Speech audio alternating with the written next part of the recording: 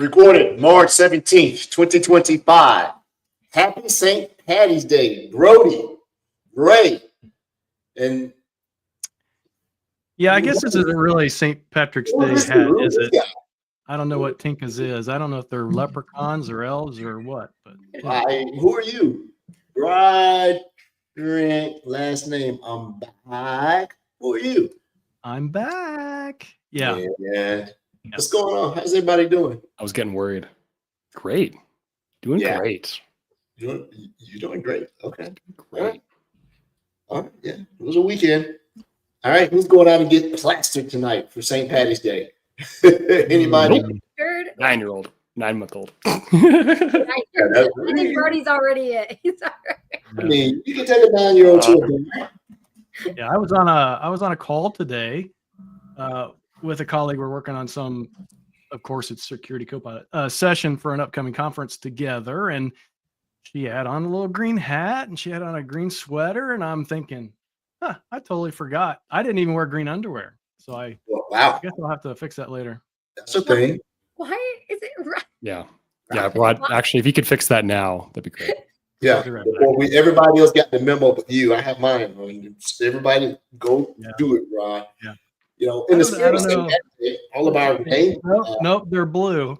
Okay. I name little things are green, so maybe that's it. I don't know. That could be it, probably. Yeah. I'm celebrating. So you did it. Good job. Do it that way. Red Cup Security. Ray, what'd you do this weekend? Oh Lord, I don't even. What did I do?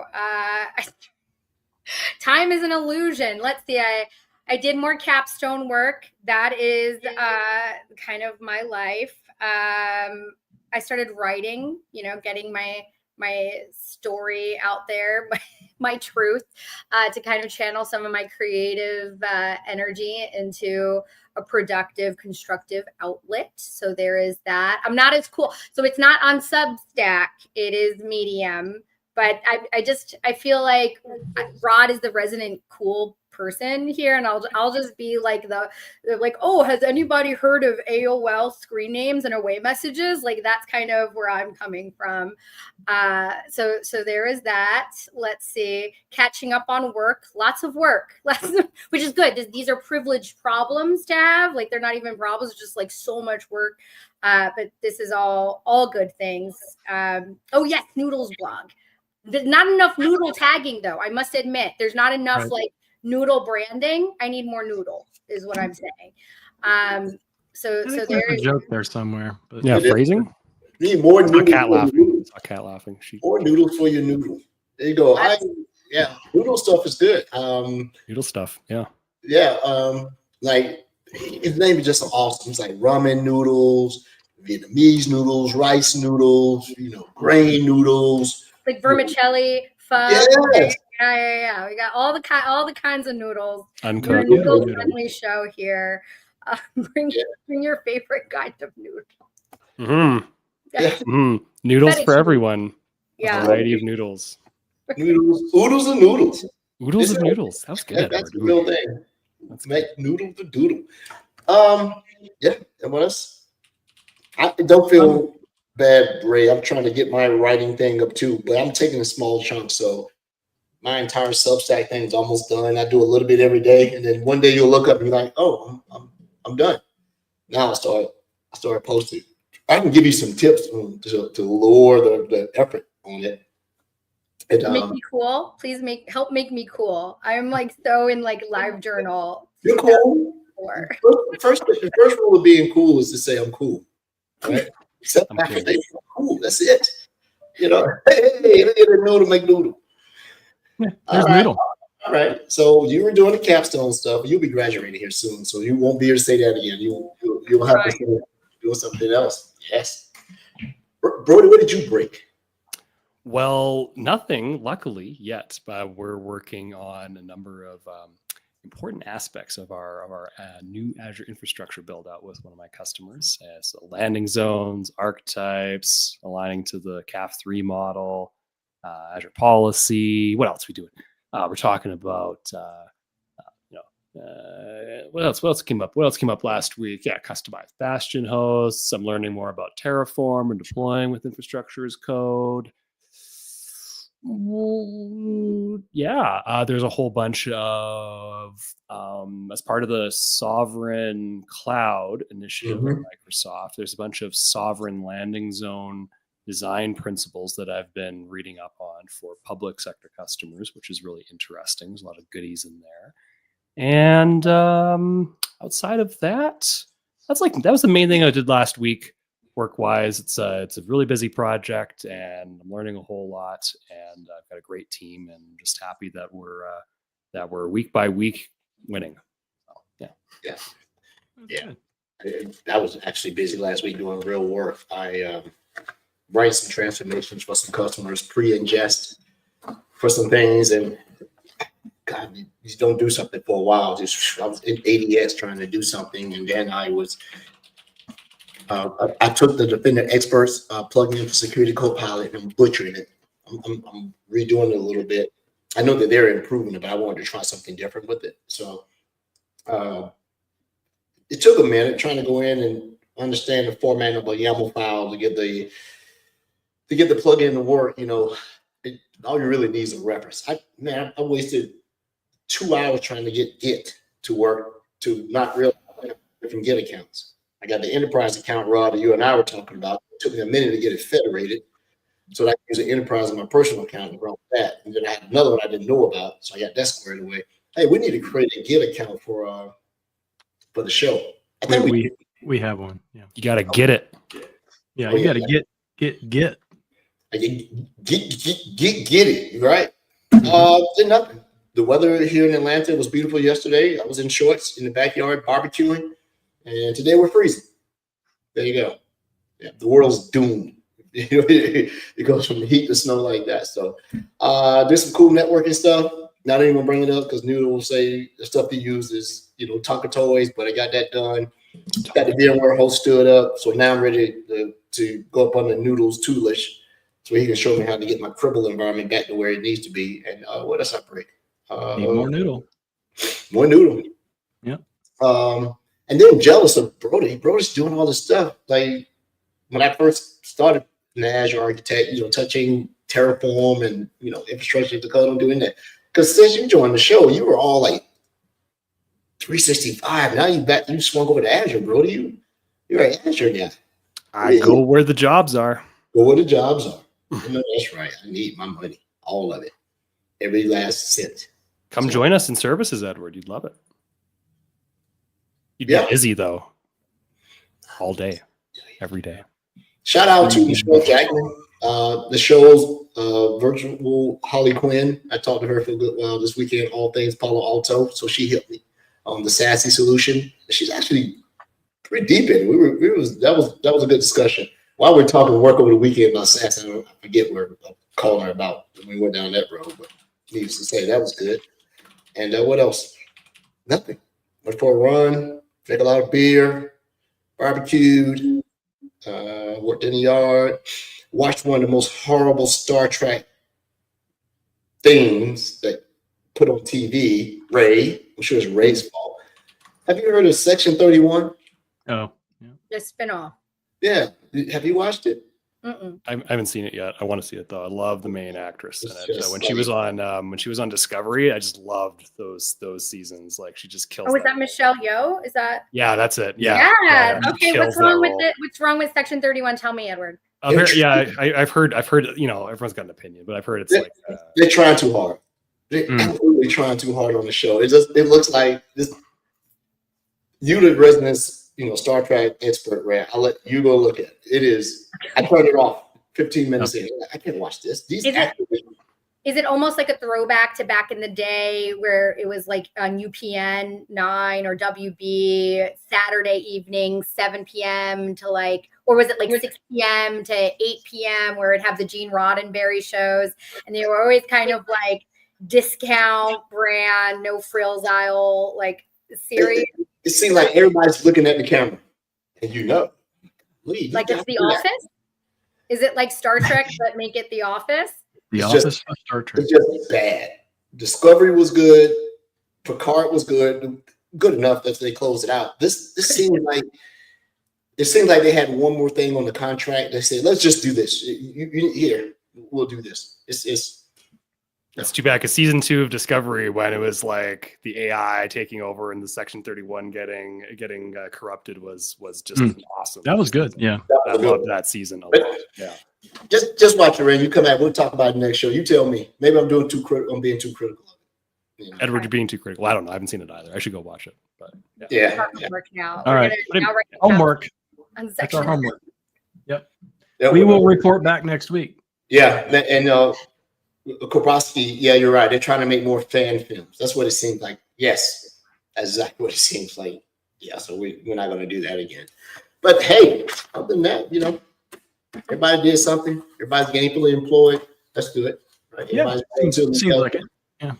It seems like Ray and Brody have the cooties every week, kid cooties. So I'm not really cooties. Your daughter was sick, Ray. I mean, Brody, and he got a cold, and then Ray was sick with the worm, so she's back normal now. Not a worm. What are we talking? You know, don't get Another Star Trek reference, I think. Yeah, probably. But anyway, we have a guest that's sitting in the green room, eating up all the snacks, drinking up all the beer.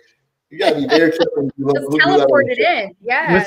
With no green on, by the way. With no green on. No. Yeah. Well, Ray and I sort of coordinated our outfits earlier. I was really. not really. Just I was gonna wear green, and then she was like, "Well, I'm gonna wear my Janeway shirt." I'm like, "Well, I'm gonna wear my Janeway shirt because it's a good story about how we met." Yeah. And yeah, so here we are. Nice. Well, Kat, would you like to go ahead and introduce yourself before we botch everything about your bio? Absolutely. Yeah. So Kat Daniels, I've been working at Microsoft here for about 7-8 years. I work with our global system integrators over in the partner organization, and I'm responsible for leading our security strategy. So, I mean, really what that means is we have some incredibly intelligent people in the GSI space, just some of the smartest people I've ever worked with at Microsoft, and they all go a million different directions. And my responsibility is just to sort of help people find the direction that's going to create the least amount of friction for them, and help our larger partners figure out how to build businesses based on Microsoft technology. So you said 7 or 8 years, or did you say 78 years? Because oh God, it feels like 78. No, it's been 8 years this year. Yeah, well, congratulations, I guess. Thank you. Or are you allowed to congratulate on the 8th year, or do you have to wait to the 10th year for the congratulations? I think you can congratulate and celebrate every year. I'm trying to get into this thing where, you know, you celebrate the little things, you get excited about them, rather than waiting for the big milestones. Because you know, when you get to a certain age in your life, like those milestones are further and further apart, and if you wait to celebrate those things, like then nothing seems exciting anymore. Yeah, if you wait too long, they'll be celebrating you. I'm that age. We talk about underwear. We talk about sharing germs. We're talking about mortality. They're all related. They're all related. Yeah. Actually, they are. Look at that. Yeah. So I've met you in the past before. You probably don't remember Little Peon like me, Kat. We came here around the same time. I think it was at night. But you were saying that you were in charge of the business strategy around GSI. All right, tell our listeners what is the business strategy and go to market around GSI. What's GSI?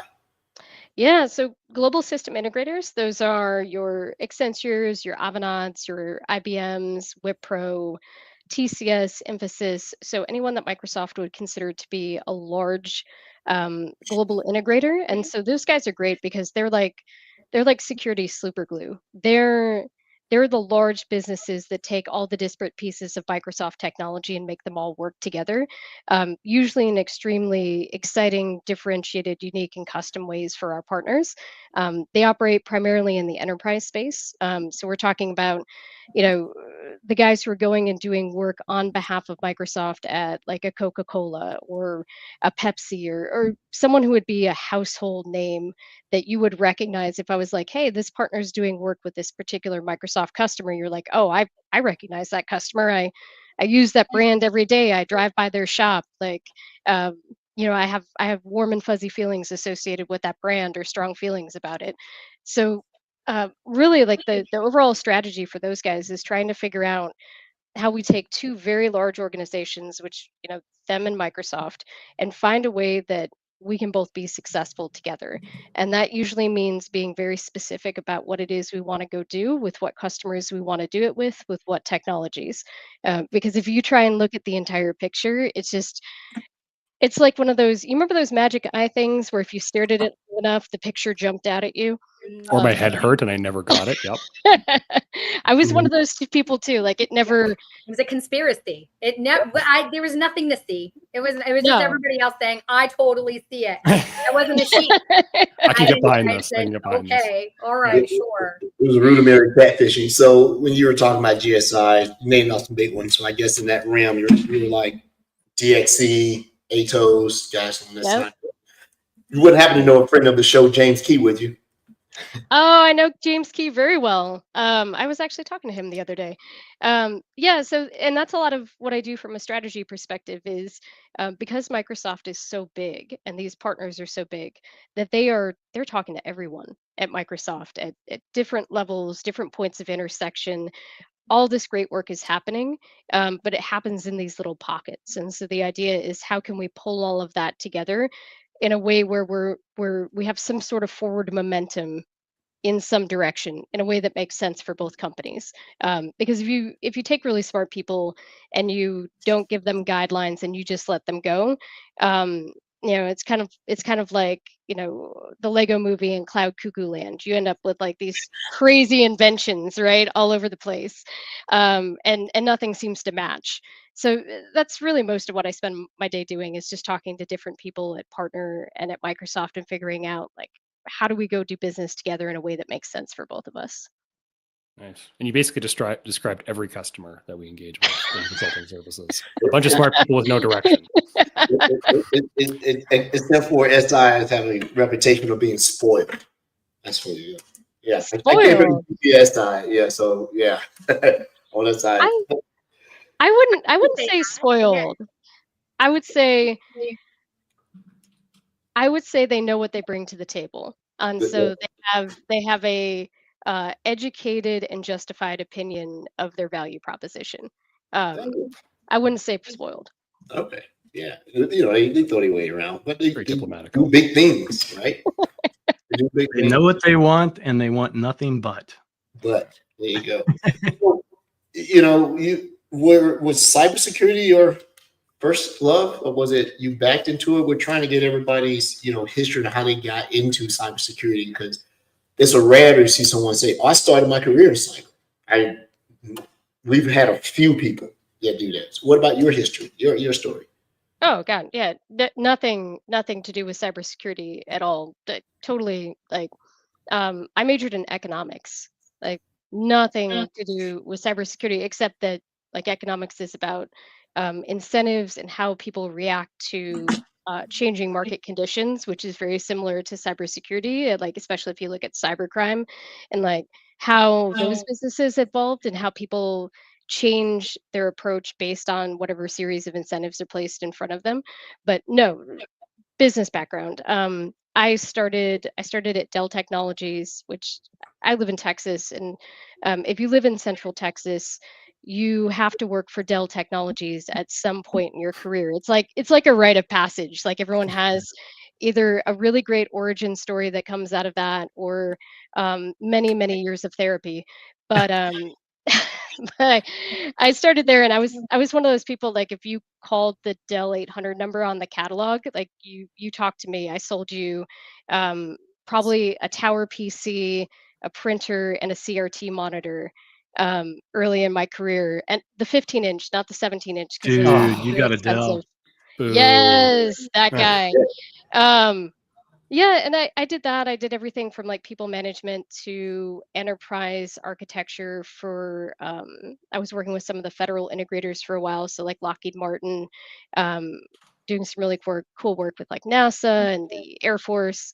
And then at one point I was in Dell's channel. I was managing a team of technical sellers, and uh, we had this big customer we were trying to win.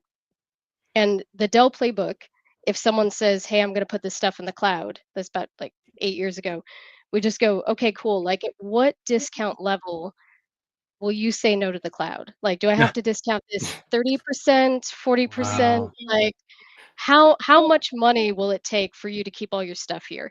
And the partner we were working with came back and he was like, look, you discount this, we're going to put stuff in the cloud.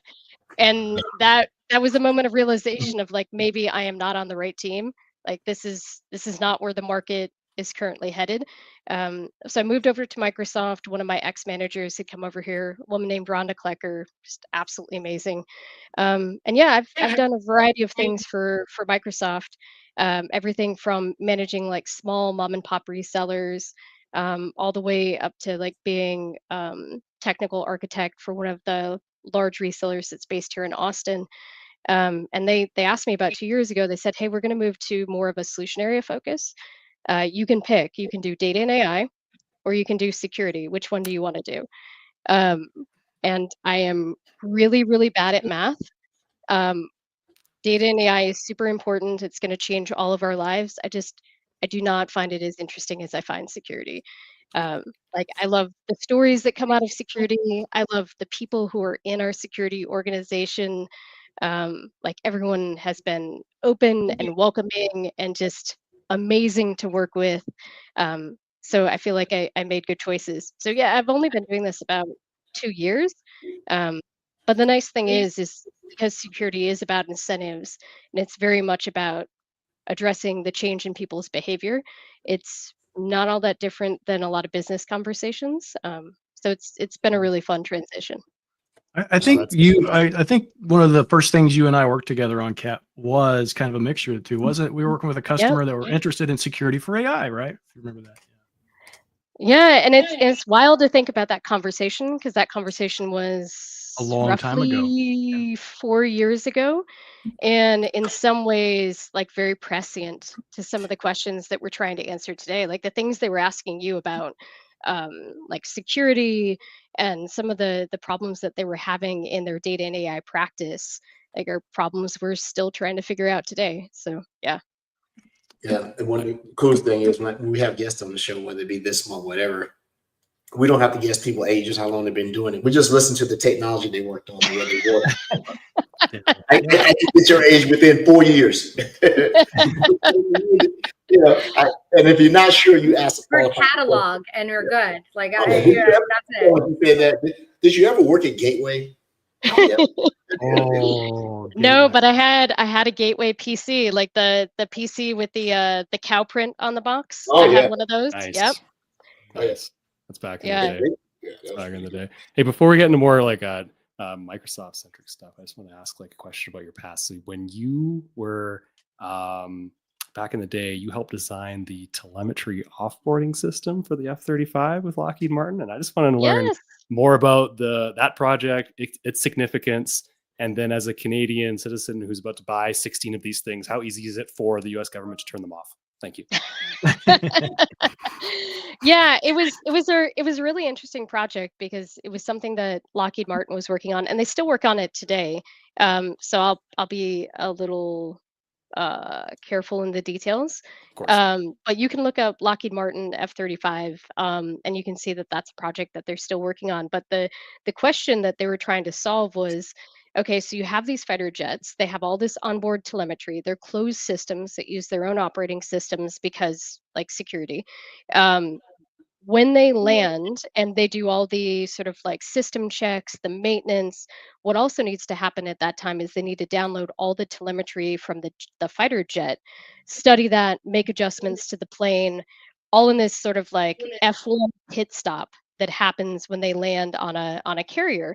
And so what they were trying to figure out is how could we very quickly and very cheaply download a whole bunch of data, run some analytics on it, blast it away, so there's no record of it, and then do the exact same thing with another fighter jet.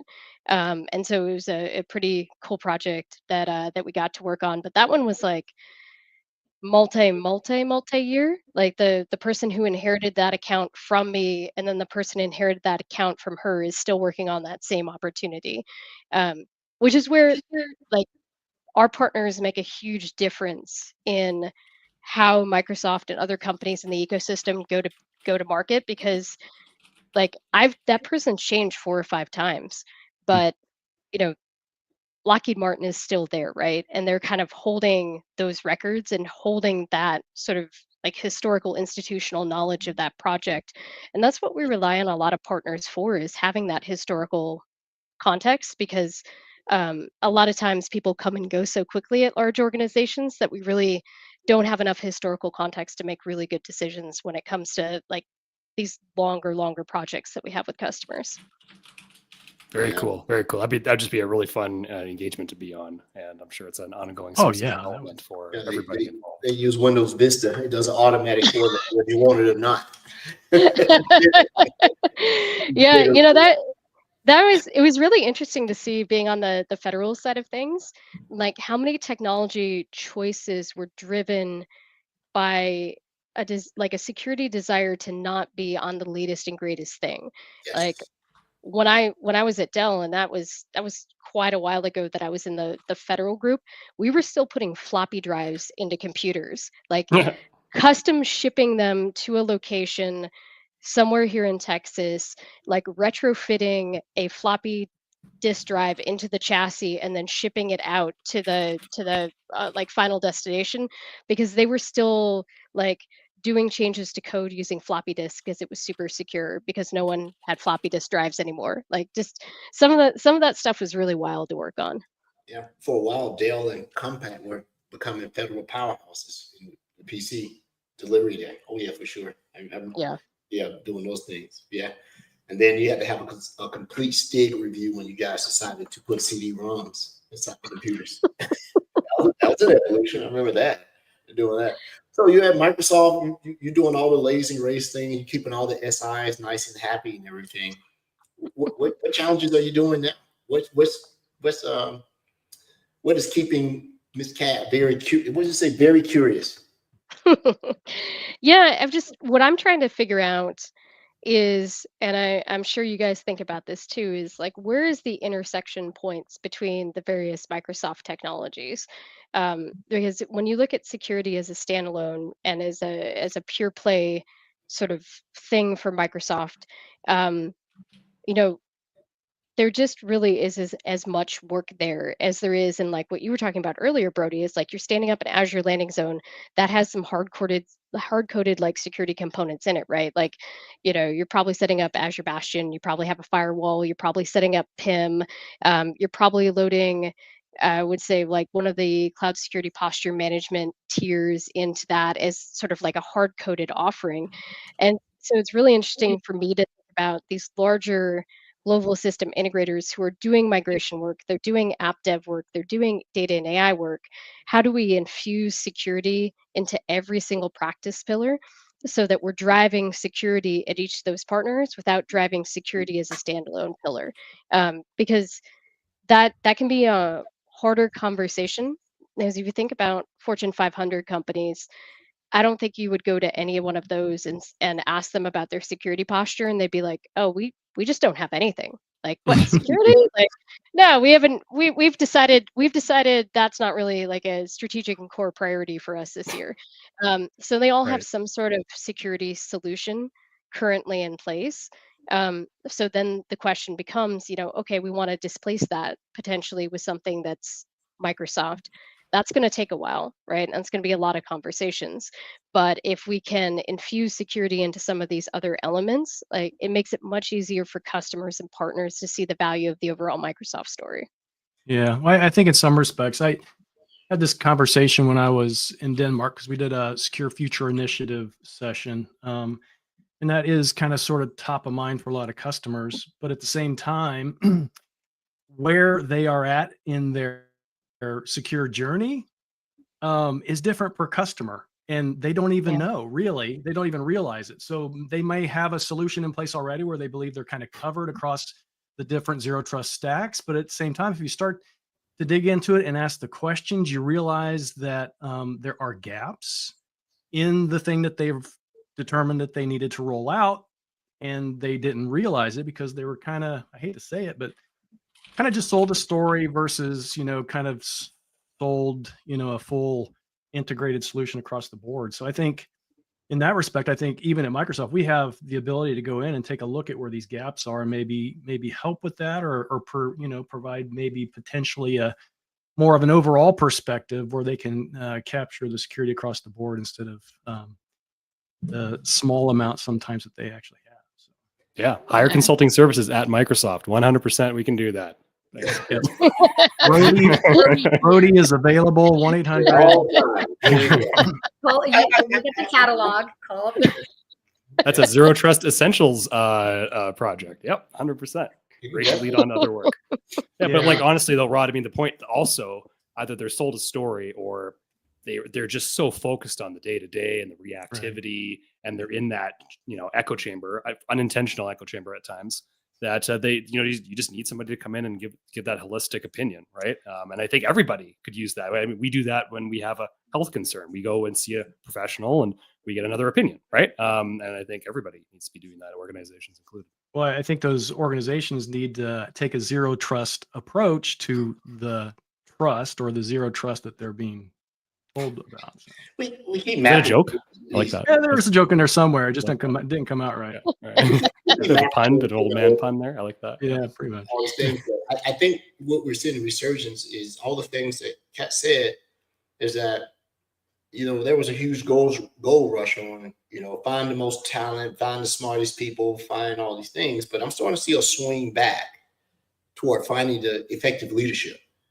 You got a whole lot of smart people out there. The leadership is lacking oftentimes, right? You got a team full of superstars. They need that leadership to be able to do it.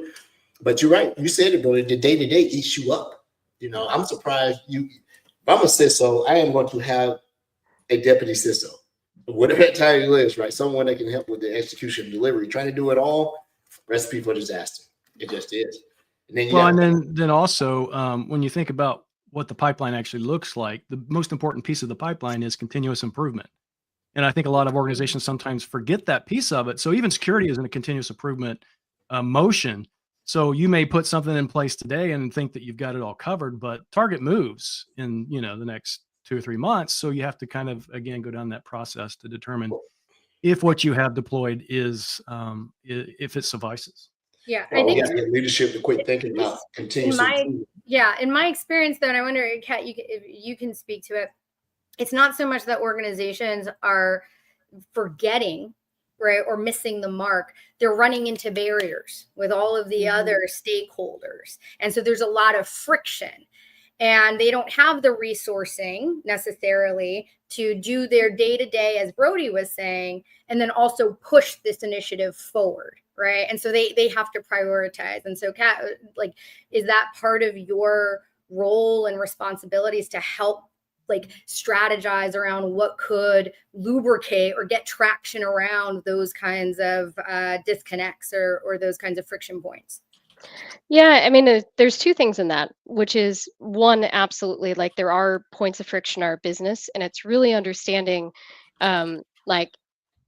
how can you overcome those? And those are usually fundamentally people problems, right?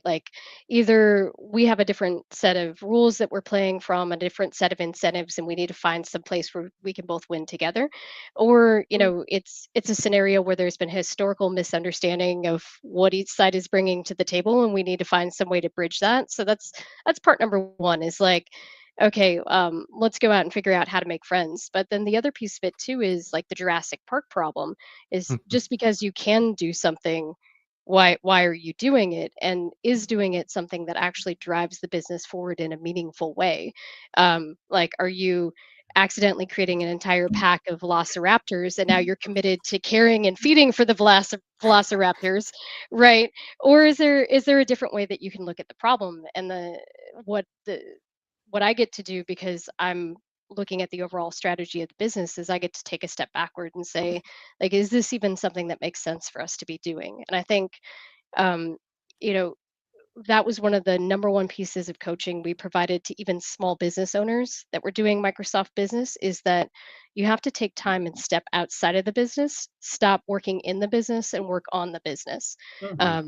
And so for a lot of these CISOs, it's taking that step back and saying, just because we've historically always done things this way, does it make sense to continue doing them? Is it meeting our needs? do we have all these detections in place that aren't firing? Why do we still have these things? Why do we still maintain them, right? And the extra brain power and effort that you have to put into that, it's a lot, but it does pay off in the long run. Well said. And Oh, that's the amazing. Jurassic Park theory or whatever, I love that. I like That's that. fantastic. And I don't like this is completely off top. Like, first of all, again, you're very profound. Like, take a step back and work on the problem, not like within just like the myopic dimension of the business. Just wanted to share with you, Kat, and I know we know each other personally, but you were not aware of this. Somebody recently said I'm like all three velociraptors in the newest Jurassic Park movie, and they're like, "This is how you make me feel, Ray. You're all three of the velociraptors." And I'm like this all the time. They love it. That's great. But like the fact that you called it out, this is a strangely kismet, like this is a moment for having. So you've taken me there. I'm there right now. And all I want is just more of your like sermons right now, Kat. Well, I was going to say this is how we met each other, is our mutual love of Star Trek Voyager and B'Elanna Torres. I don't know how other people do networking, but the way that Ray and I do networking, which is probably the Velociraptor thing, is that we just ping people when they say something really cool on like a panel or on LinkedIn, and we're like, "Hey, you seem awesome. We should be best friends. Like, Yes. what are your interests?" Like, like Kat is genuinely, you watch the show, right? Yeah. Like you were a fan. You're like, "Hey, by the way, I actually watched this show. I saw your episode. I love B'Elanna." But then you like started like delving into like the whole, like the entire series, like the characters, the saga of it, interconnectedness and the representation, the whole like it's identity. A whole thing. Yes. And I was like, okay, no, this is serious business. I was like, hold on, let me get my glasses. Like, I took out my contacts, put my glasses on, and I started typing my own thesis statements. So yes, you're bona fide, Kat. Like you are a fan of the show and also a fan of Star Trek. And you gave me the confidence to come back, basically. Nice. Yes. And hey, let's all be honest here. 2 Vics deserve to die, right? I mean, yes, I am. Yeah, in 100%. First of all, 100%. yes. Yeah. I want to get that clear. I don't know where we go with that. So that brings up an interesting topic, because it seems like, you got the camaraderie between you two friends. I guess you're best friends. You must have reached out on LinkedIn. I'm not sure, but Lots of sex. Talking about mentorship. Yeah. Well, we've talked about the technical piece. I kind of, since it is women in cyber, I kind of want to go with him on this segue. He's nailing it right now. This is Ron. On the personal okay, he's getting us back on track. Here we go. Yeah. Okay. It's the hat. Yeah. But from a mentorship perspective, obviously you're stalking people on LinkedIn. I guess that works for you. But it does. From a mentorship, how do you, number one, how do you stay up to date on security within our organization for our customers? But then also, is there kind of a level of mentorship, I guess, that goes with that potentially, other than just kind of training and things like that? Yeah, I try and make sure that I have as many sort of like diverse perspectives in what I'm attempting to do. So you'll see me pop up in the craziest places. Like I'll attend a strategy call, and then I'll attend a call like where they're, discussing like a new feature that's available for purview, in the portal. Like I try and make sure that I'm not very single-mindedly focused on just being in my little zone, in my little lane. Like I'll attend calls across other solution areas just so I can kind of stay up to date on what's happening, what's going on, because you never know when something's going to be interesting or like spark a thought, or I'm going to make a connection with someone that, like today, we might not have something in common, but the world of Microsoft is really small. The world of security is very small. The world of technology is very small. I might run into you, you know, 3 or 4 years down the road. We're in different roles, but we have an opportunity together, and now we have this area of commonality. So I try and make sure that I have just a diversity of experiences, because I think all of that really helps inform what I do day to day, and kind of makes me very much this like MacGyver Swiss Army knife, when it comes to being able to help people. And that's the other thing too. Like, yes, I mentor people. Yes, I have people who mentor me, but I also just try and be as helpful as possible. Like this is within my power to help you do something, and it's going to put you into a better place and put the world into a better place. Like I will do that thing if I have the capacity to do it, because not that I expect that to come back to me or I expect that to pay off down the road, but just, I have the opportunity to work for an amazing company with amazing people, and I see no reason why I shouldn't pay that forward. Yeah. And so how do you like decompress so that you can be that person all the time? Obviously, we can't be that person all the time, but are there things that you could suggest maybe to our audience, some ways that you have potentially this work-life balance? Because I know me, I'm going to go take a run just so I can clear Yeah. my head sometimes, right? So what is it for you? Is it watching Star Trek? I don't know. No, it changes because I think who you are as the person changes, and the things that work for you at Yeah. different stages of your life change. Right now, for me, it's exercise. I actually listen to your podcast while I'm mowing the lawn.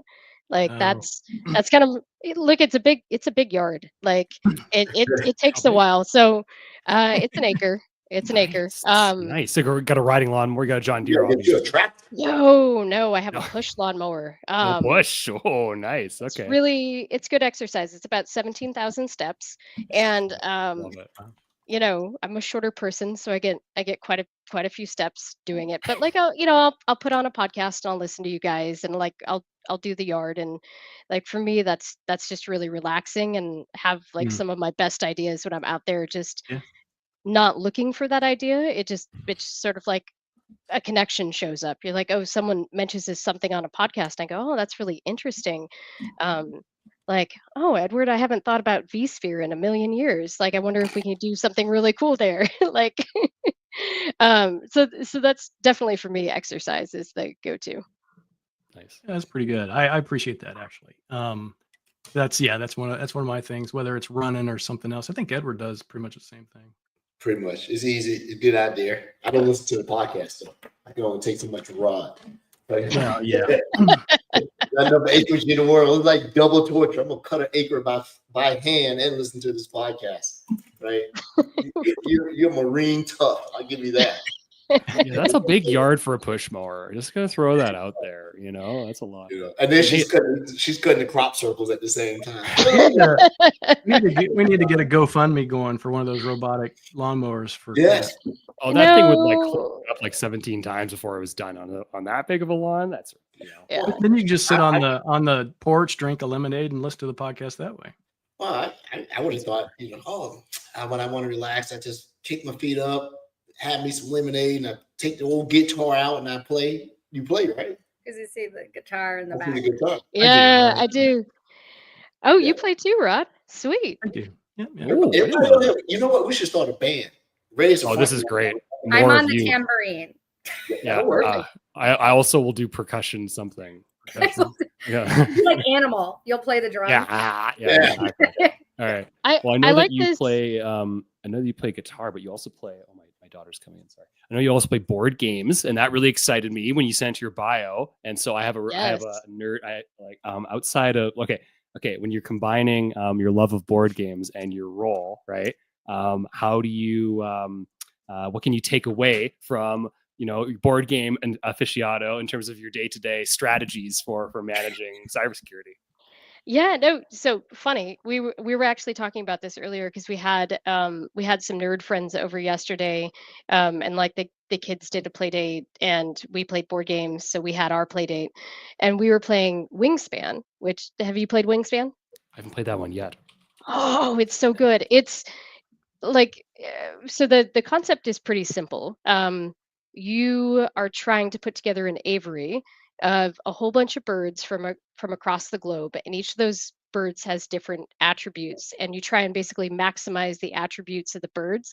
And it's all about playing the right card at the right time, because it's very limited turns. Like it's a turn-based game, and you only have so many turns, and then every single round that you play, you have fewer and fewer turns. So as the game progresses, the decisions you make have that much more impact, right? You really can't make mistakes. And we were discussing like what happened, how we managed to lose yesterday, um, because one of the parents snuck in at the very end and won by like 2 points, and we're like, how did that happen? And my wife and I were discussing it. What we realized is the woman who won didn't do anything differently in terms of like what cards she played and when. She just made sure to maximize every possible KPI that you can in the game. So the KPIs are like, you lay eggs on a certain nest at a certain time, or you have a certain number of birds in a certain type of habitat at a certain time in the game. And what she very cleverly did, like she wasn't killing it, but in every round she did the best that she could in each of the KPIs that mattered. And she overall ended up winning the game. And we're like, damn. She Like, gamed the again, game. Wait, as opposed to what was your approach? Yeah. Oh, yes, good So- question. Yes. So my approach was I had 4 or 5 powerhouse cards, and I was like, okay, I'm going to save up enough resources so I can play my powerhouse cards at the end, and like, so I'm going to lull my opponents into a sense of complacency. 'cause Psychological they're- warfare here. right, I love this.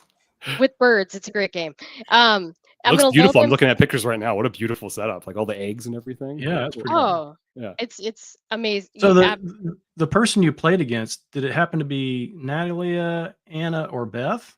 Because their names are on that webpage. I think she punked you. No, this Ashley, one of the parents of like goes to my kid's school. But Oh, okay. yeah, Sorry. yeah, no, so I was gonna play these powerhouse cards at the very end, and like boom, right across the finish line, right at the very end, no one's gonna be able to have a comeback. And where I made a mistake in my strategy is because I was not doing the little things along the way. Oh, this Even though ties I in perfect. Yeah, I Yeah. racked up a ton of points, but but not enough in the end, because it is that turn-based, round-based game. So it does factor in like what I do today with our partners. Yeah, we have some big moments with them. We have some partnership moments, and those moments matter. But then every day we also have to do all those little things, and we have to do them as well as we can, because that's what's going to translate into long-term success. Oh, I'm so happy you asked that question, and you nailed the like this. Thank you. It was perfect. And I don't think me and my buddies are going to pick up the bird game because it's not like not as cool for us, where it's like swords and war and everything. But that's a very cool looking game. Oh, And my wife and- loved that yeah. game. Add that in, Brody. You're like, and by No. the way, no. No. Try something different. Look, Stop- I would try any stop game, hitting but each these other with guys swords. would not play that game. I'm just like they're more into like Warhammer or like other things, right? But anyway, I just think that your response is perfect there, right? You were saving up your big cards, like you're going to make a big splash, but along the way you didn't do the little things, and like you tied that Yep. into security perfectly.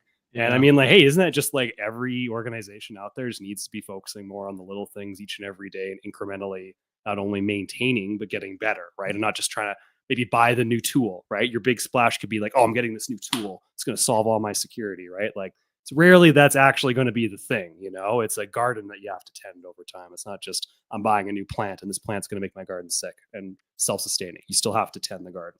So thank you Well, for and sharing that. I think Brody, you brought up something else also without realizing it, because I think a lot of organizations are like, I'm going to go for the big exciting stuff instead of the kind of the normal off the wall stuff that's actually going to benefit me more. So Yeah. instead of the sword and sorcery games versus the bird span or wingspan. Sorry, I would actually try this game, but I Yeah, just it's- always want to do it. It looks really cool though, all the little eggs and everything. I like- Yeah. If you guys are going to RSA, I'll bring my copy. We'll find a time to play. Yeah, if I wish I were. That was a flex, Cat. You're like, by the way, Brody, you don't have to play Wingspan because I'm going to be at RSA. I love it. Yeah. Hey. Find yourself at RSA. Okay. Yeah. And I'll play Wingspan. Hey, if I could get there, or Me had too, the buddy. ability to, Like- I would totally go and kick your butt because now I know your weakness. But no, I'm happy that you're going. Now I'm gonna and- change my strategy. Oh, I hope you would. I hope you would. Yeah. That's fine. Yeah. What? The decathlon effect. That's how she won. You don't have to win gold. Cat, like, Cat with she gets in your head, man. She's just like, Yeah. hey, no problem, Brody. We can play. I'll see you at RSA if you're You good. bring your I'm swords. gonna be Yeah. there. Yeah. You're going to be there. You bring your warhammers. No, My birds. And Kat Blood watches Bowl. the show, so she knows we're not going to be at any conference because we're not Rod. So Yeah, exactly. Yeah. It's Yeah. brilliant. I'll never mind, Brody. Don't say it. I won't be at RSA this year. Have a good time. I wish I could That was battle you in this video amazing. game. That was But like the biggest like mic drop. Like, don't worry about it, Brody. I'll teach you how to play. Oh, Are I you no, I gonna want. be I there? would love it. I would absolutely love it. I'd like to hear about all the other games you play too. But like, okay, so one more like tie-in here. Okay, so Okay. we actually talked about gardening a little bit, board games, your hobbies, but like, okay, so it's Women in Security Month, and so like, how do you believe that women will play, a better role in the future of cybersecurity, and how can the industry better support their growth and development as someone who's in the industry yourself and has had all of this success? Excuse me. Yeah, it's really interesting because like I've done more technical roles at Microsoft, and I've done them at Dell, and I've done less technical roles, right? More strategy focused or more business focused. And it's really interesting to look like at the population of people who participate in those types of roles, right? So like my role today is strategy focused, sales focused, and if I look at the organization I'm in, like we're doing pretty good. We're probably 50-50 male female. The executive I work for, like an awesome guy named Stephen Boyle, he just collects smart people like little Pokemon. He collects them all. So Good he has manager. these just amazing, yeah, he is just amazing people with just this wealth of experience, right? And we've got a pretty good, sort of gender and experience split. But then, you go to the more technical side of the house, and those teams are skewed in a slightly different way, right? And you see that across organizations, just not at Microsoft. And it's just, I think there's a lot of opportunity to just sit down with someone and be like, it's not as technical as you think it is, right? Because it really is not. And you have a lot of support, and you have Copilot to help you. And Yeah. like, the barriers to entry have never been lower, and like your perspective is needed, um, because fundamentally security is about people, and it's what people do in response to certain things and certain levers. And it's important you have multiple perspectives in that conversation, because you're going to miss something really super obvious. Like as part of my MBA, I was taking a class at Texas State, and they were talking about disaster recovery scenarios, because we had a guest speaker who came in who was from one of the Texas school districts. And he's like, yeah, we put together this entire disaster recovery plan. Like, it was really great. It was, this is what would happen in the event of a cyber incident. This would be what would happen in the event of like the power grid going down in Texas. We'll have these generators, like we'll be able to do all this cool stuff. And he's like, yeah, we thought it was like the greatest plan ever. And someone raised their hand and was like, so how are you going to get gasoline for the generators in the event the power goes out because we have a freeze event and all the roads are closed? Like, explain to me exactly how that is going to happen, right? And that's not a technical answer. Like, you don't need to know how to code to just have common sense. And I think there were more people who were kind of willing to reach across the aisle and just be like, look, yes, I do technical stuff day in, day out. It's super helpful to have that perspective and that background to be able to understand things when they're told to you the first time. But like, you're a smart person, you can figure this out, and you should come over here because it's pretty freaking cool. Like, I Love think I think more people should go and advocate like that. And like all of you, like I've interacted with, I think, everyone at some point. Um, like, you've been nothing but welcoming to me, and like always been available and always been helpful. And I feel like everyone in the cyber community has, generally speaking, been that. But it's just figuring out how do we reach outside of our community to be like, no, like, you have common sense. You should come over here and do this with us. I think that's what we have that's missing. Nice. Nice. And I also heard just women have more common sense, and so we need more women in the industry. Oh, yeah. It's basically the underlying current I got from that. But no, Yeah. really, thank I you. mean, Very I will neither Yeah. confirm nor deny that statement. It would be nice if you could code common That's sense. common That would make it sense so right much there, easier. chap. We got it. Um, here, this might be controversial. Let me ask this question. Let's take a Ooh. poll. Is Copilot male or female? Oh, Mm. Is this like the Discovery computer question? Like, Yeah, right. Ooh, No, tie you just into Star Trek. you were It's talking about it. I'm beyond thinking, gender. you know, It's like, yeah, yeah, it it's is what it is. literally, Yeah. it's whatever's That's cleaner, easy. Rod. That's the technical answer. Okay. That's easy. It's male. It'll give you the wrong answer, know it's wrong, and stand on it. Yeah. Well, Love it, Edward. security Perfect. co-pilot, definitely. Go not. down in flames. Yeah. Know the Yeah. right answer, right? Arrogantly incompetent. Yes. Yeah. Yeah. Arrogantly incompetent. It straight up lied to me the other day. Said it could do something. I'm like, okay, prove it. Show me you doing this. It's like, oh, I can't actually do that. Like, oh, well, Yeah. okay. Thanks for coming out. Appreciate it. So I asked for a KQL query today for something very specific for an operator, and it said, "Yeah, here's your KQL query." I looked at it. I'm like, "Are you sure that actually works?" And it said, "No, it actually it's not supported." at least it has a growth mindset, though. Yeah, it is. But Yeah. I'm here to please. You wanted an answer. You said you wanted the right answer. Yeah, exactly. That's a good point, Edward. Yeah. Prompt engineering, Rod. Really. Prompt engineering. That's what we got to get back. So you know what? Now we bring that up. We've been trying to reduce the co-pilot conversation in our podcast. What do you think about this co-pilot stuff? Whatever your flavor it is, it can be 365 co-pilot, Git co-pilot, security co-pilot, co-pilot for co-pilot. What are your thoughts on this thing? Yeah, I just work in a different way. It's make you a better person. I think it's fascinating because, you know, I love science fiction, as do all of you, from everything sitting behind you except for Edward. We got to work on your swag game. Like, you don't have enough tchotchkes. We've got to work on your flair. No, it's like, it's really interesting to me because like, having grown up with something like Star Trek, you know, you think about the computer on Star Trek, it wasn't replacing people, but you'd have Chief O'Brien going like, "Hey computer, I need you to run a level 3 diagnostic and then report back to me." And what the computer would do is it go run, you know, a level 3 diagnostic, which is probably like a standard operating playbook of this long. It'd go run that playbook and then it'd come back and be like, "Hey, here's the stuff that I found. Here, human, make a decision." And it's fascinating because that is now our reality. Um, and I love it for that reason. And I love it because it has the ability to sort of like shore up. So as we get older, it's harder and harder to learn new things. Let's just be honest. And it really shores up some of the things that we've always struggled with. And at this point in our lives, we're probably not going to overcome. Like, math is not my thing.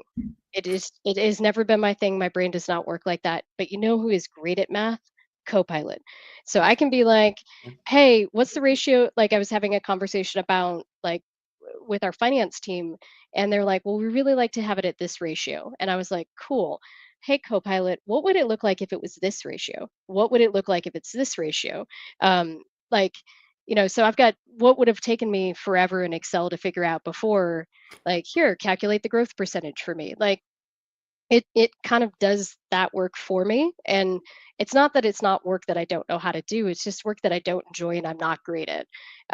So like, for me, this is fun. We're living in the future. Like, I I don't have to do math anymore. Like, I mean, I feel like I'm winning on multiple fronts. No kidding. And math's actually a good use case because it's like, you can't, you know, it's math. It's supposed to be constant. And It is until you miss the trampoline out of the rocket, out of the cannon. Yeah. Well, calculus is a little different, right? Because then you get into like when numbers can be two different things at the same time, and I'm sure that's not going to work for Copilot. Well, all it I mean, takes is maybe it will. all it takes is Not for you to yet. have one bad day. Ask Copilot, you know, in a wrong way, and it sends you on a trajectory that you'll never come back from.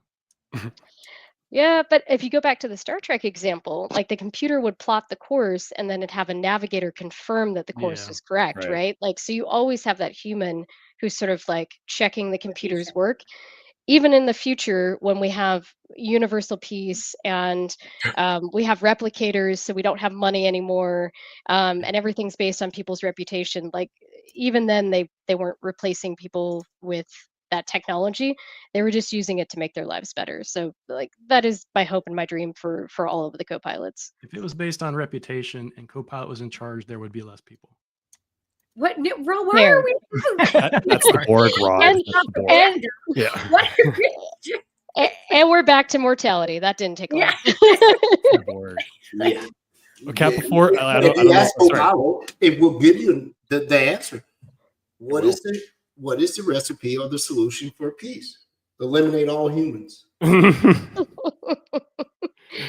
Yeah. Uh, Works, right?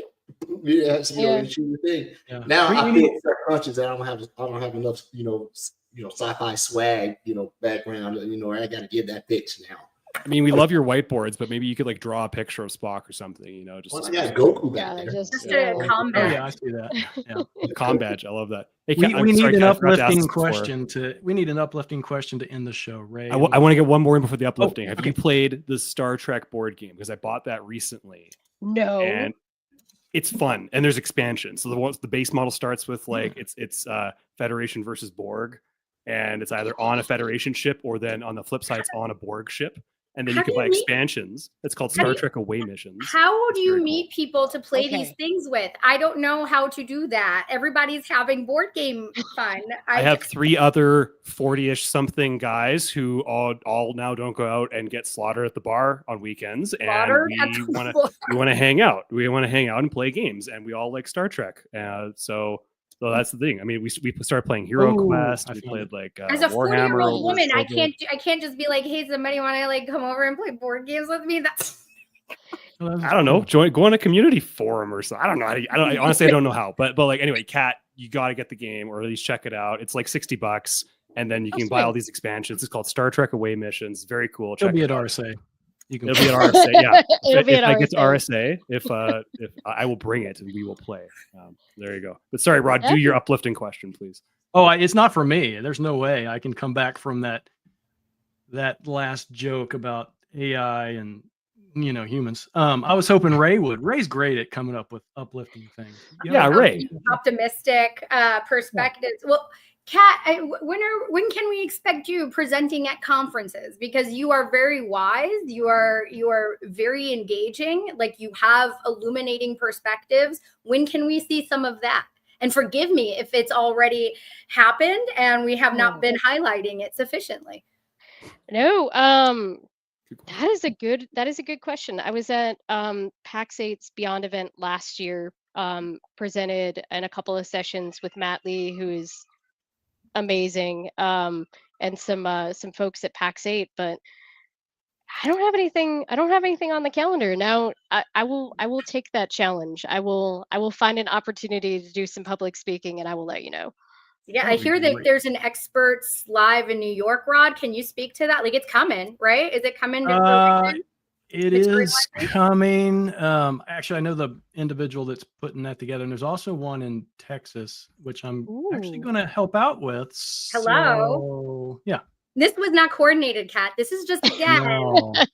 business. I actually forgot about that. So thank you, Ray. Yeah. See, I gave you an opportunity, Rod, to show that you were. You nailed it, Ray. You nailed it as There you usual. go. There you go. There you go. No. Speaking of conventions and everything, what's coming up next? Actually, not RSA. What's Microsoft centric that's coming up?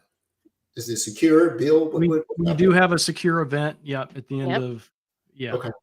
All right. soon, and we have some cool things to announce. So stay tuned. Oh well, I like cool things to be announced. We can do that, right?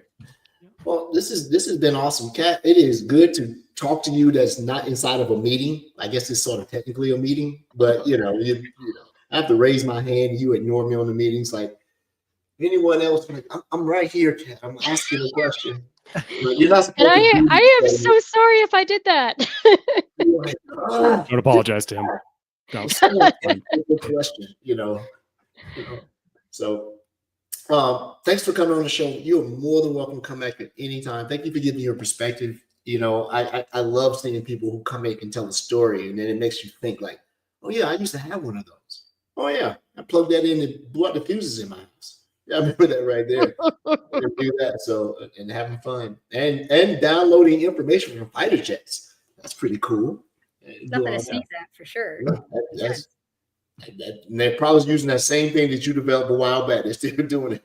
Because it Plug was in just like, that well, good. Not that it's like legacy. It's just that good. Yeah, But plug that's in the why. coaxial cable here, and then you're there. You're good. Well, everyone, thank you so much for tuning into the show. Even on the St. Patty's Day, we have our listeners that love to ingest spirits at the same time get enlightened around security, all things Star Trek. Thank you, Ray, for getting a great guest on. I believe it is. That's it. That's how you do it. We will be back Thursday. Thursday. Is it Thursday? Thursday, we have Brody's guest. That's Liz. right, the 20th. I'm looking Liz. at it right here. Right. Okay. All right. Yeah. Can't wait to have Liz Tesh Yeah. on. She's 3 more awesome. shows for the month. Yes. And then we have the grand finale on the 31st as I'm looking at the calendar here. So thank you so much. Hey, one of the things that when you signed the small paperwork, you're a part of our vacation rotation. So when one of us needs to take a day off, we push you in there so you have to come work. That's how it goes. We could just play a board game the whole episode. Yeah. It doesn't really matter. We don't really have Perfect. KPIs, so we could just play a board game. Oh, that's You know what we amazing. should do? Yeah. We should do we already have a Twitch account. We should start playing podcast video games on the Twitch account. And Brody can be the game master. The Dungeon Master. Yeah, the game. The game master.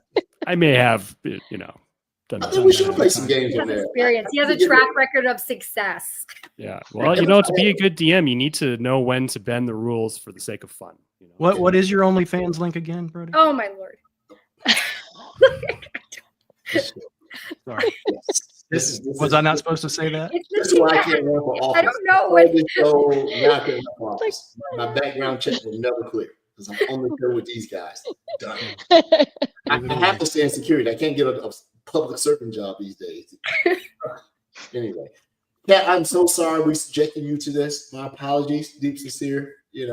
I'll send you my little. What's that hat you have on? The Tinka Hat. Tinka Hat. They're all in the mail. They should be there soon. Well, I don't know if it'll get to Canada, but we'll see. I don't either. Fair. I paid the tax. They'll Just so probably you know. cut 25% of it off. Yes, yes, that right there. Everyone, we'll see you Thursday before we completely go off the rails. We'll be March 20th. Who will be our guest?